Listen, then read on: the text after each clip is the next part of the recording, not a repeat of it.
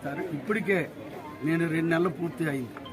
ఈ 2 నెలల్లో 58 కోట్లు నేను అప్పుడే శంకుస్థాపన చేయడం జరిగింది. అంటే ప్రభుత్వం వచ్చాక ప్రజలకి అందుబాటులో ఉండే తెలుగుదేశం కానీ బీజేపీ కానీ జనసేన నాయకత్వంలో ప్రజల్లోకి వెళ్ళాలి, ప్రజలు ఏదైతే కోరుకున్నారో ఆ పాలన ఇవ్వాలనే నారా చంద్రబాబు నాయుడు గారి నాయకత్వంలో అందరమీ కూటమందరం కూడా కలిసి పనిచేసే విధానికి ప్రజలు కూడా ఆశిస్తున్నారు. దానికి అనుకూలంగా ప్రజాసేవకు కూడా మేము ముందుండి నడుస్తున్నాం. ఈవేళ కాదు ఎప్పుడు కూడా ప్రజలకు అందుబాటులో నడిచి ఉమ్మడి ప్రభుత్వం.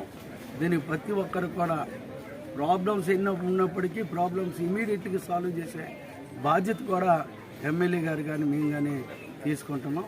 దీనికి అందుకనే వర్షాలు పడితే కూడా ఆన్లైన్ డైరెక్ట్గా నా ఫోన్ నెంబర్ ఇచ్చి ఎక్కడ ఇబ్బంది ఉంటే నాకే ఫోన్ చేయమని నేను పబ్లిక్ కూడా అనౌన్స్ చేయడం జరిగింది. ఎందుకంటే ఈ ప్రభుత్వం అనేది ప్రజాస్వామ్యంగా పనిచేయాలని దాంట్లో భాగంగా గుడ్ మార్నింగ్ ప్రోగ్రాం కూడా పెట్టుకున్నాం.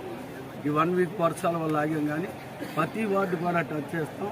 ఇప్పటికే వార్డులు టచ్ చేసిన వార్డులో కూడా ఎమ్మెల్యే గారు ఆ రోజు ఏదైతే కొన్ని వార్డులో డ్రైన్స్ మెయిన్ ప్రధానంగా తీసుకుంటే వాటిని కూడా ఈ స్టాండింగ్ కమిటీ ద్వారా పూర్తి చేయడం జరుగుతుంది. ఏ వర్క్ కూడా కొబ్బరికాయ కొడితే దాన్ని 10 రోజుల్లో వర్క్ స్టార్ట్ అవ్వాలి, ఆ విధానాన్ని తీసుకున్నాం. ఎక్కడైనా అది స్టార్ట్ అవ్వకపోతే ఆ కాంట్రాక్ట్ మీద కానీ మా డిపార్ట్మెంట్ మీద కూడా ఇమీడియట్గా పిలిపించి యాక్షన్ కూడా తీసుకునే విధానాన్ని అయితే నేను తలపట్టి. ఎందుకంటే కొబ్బరికాయ కొట్టి నెలలు గడపకూడదు.